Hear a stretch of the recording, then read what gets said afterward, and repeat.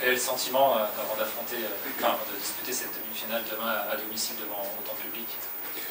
Le sentiment, c'est beaucoup de fierté et beaucoup d'excitation.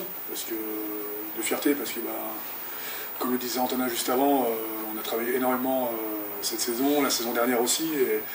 Et voilà, notre objectif c'était de finir deuxième, de recevoir cette demi-finale à domicile, c'est chose faite. Et ça c'est très bien. Donc voilà, après l'excitation, c'est voilà, de vivre. Il y a un moment unique qui nous attend quand même demain soir, donc on est pressé d'y être. L'objectif atteint par rapport à ce que vous étiez fixé en début de saison, en revanche, vous en voulez plus? On en veut toujours plus. Quand on est compétiteur, on veut toujours atteindre le sommet. Après, le chemin, il est jamais évident. Il est toujours difficile, mais pour le coup, on a travaillé dur cette saison pour en arriver là. Et oui, forcément, on ne veut pas s'arrêter là.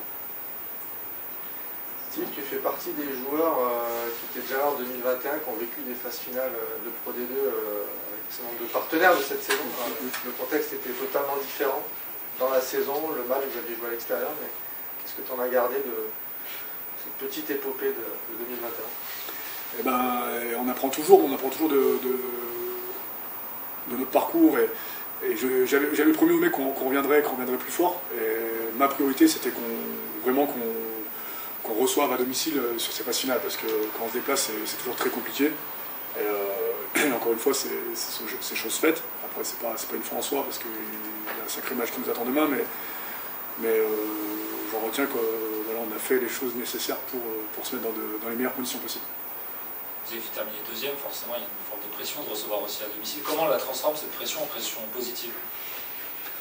Je pense qu'elle est plutôt positive parce que déjà ce qui est bien, c'est qu'on a vécu des échéances ces derniers temps avec du monde au stade, avec des matchs couperés aussi à domicile, contre Roma notamment. Donc je pense qu'on est prêt, honnêtement, j'ai dit tout à l'heure au mec, je pense qu'on est prêt à aborder ce genre de match. Et, tout ce qui est à côté, il faut laisser à côté. Nous, la priorité, c'est le match et notre performance individuelle pour qu'elle soit au service du collectif. Et que demain, c'est le collectif qui gagne pour faire un gros match, pour espérer une finale. Vous avez gagné quelques rencontres avec des scores étriqués cette saison. Est-ce que vous pouvez vous en servir aussi justement sur la gestion de fin de match un peu serré, un peu tendu?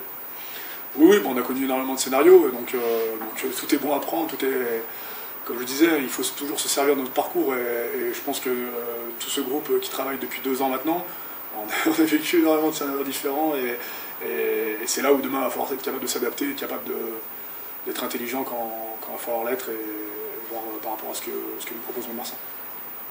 On attend beaucoup de monde au stade, au moins 15 000 personnes. Bon, il y aura certainement beaucoup d'Isérois, mais est-ce que tu as invité des Savoyards à venir à la fête? Ouais, apparemment il y a quelques Savoyards et peut-être aux Savoyards aussi qui ont eu des déplacements, donc c'est cool. Moi, ce qui m'avait marqué le plus, c'est à l'époque où je venais voir Grenoble en top 14, c'était toute une région qui se déplaçait au Stade des Alpes, et de retrouver ça aujourd'hui, c'est une immense fierté, parce que voilà, c'est beaucoup de monde qui pousse derrière nous, et on en a besoin. C'est une des réussites de la saison, d'avoir ramené le public aussi nombreux au Stade des Alpes. Ouais, je pense. Ouais, c'est bien sûr que c'est une des réussites, parce que voilà, c'est notre histoire à nous, mais de voir qu'on amène beaucoup de monde avec nous, je le répète, c'est une fierté, mais voilà, c'est une belle réussite. Le match face à Mont-de-Marsan a été spectaculaire cette saison. À quoi faut s'attendre demain? Peut-être un match plus fermé avec l'enjeu qui va autour? Non, je pense pas. C'est une équipe qui joue bien en rugby, qui déplace bien le ballon, donc je pense que ça va être assez ouvert. Après, ça reste quand même des matchs de phase finale avec de la pression, et ça va peut-être se chercher un peu au début, mais je pense que ça peut être ouvert, parce qu'on est 2 équipes quand même qui jouent beaucoup au ballon. Les conditions, si elles restent comme ça pourrait être bien. Donc non, ça va être un match ouvert, et tant mieux, comme ça au moins le public va pouvoir voir un beau match et pousser avec nous.